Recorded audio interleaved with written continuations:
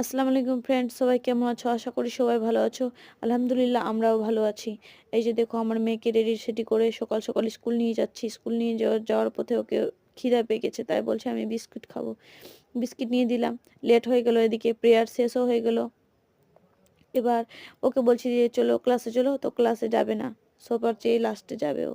এবার ওকে রেখে রেখে দিলাম, ক্লাসের মধ্যে নিয়ে গিয়ে রেখে দিলাম। এবার যখন রেখে দিয়ে চলে রেখে দিয়ে চলে এসেছিলাম, তারপরে গিয়ে দেখছি যে ক্লাসে টিফিন হয়ে গেছে। ক্লাস শেষে টিফিন হয়ে যায়, জিরোদের আর ক্লাস টিফিনের পর ওর ক্লাস হয় না।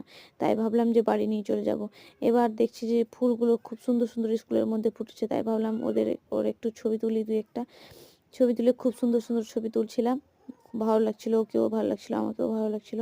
তারপর তারপর বাড়ি নিয়ে চলে আসলাম। আমার মেয়ের ভিডিও যদি ভালো লাগে লাইক, ফলো, সাবস্ক্রাইব করে দিও। এখনকার জন্য খুদা হাফিজ।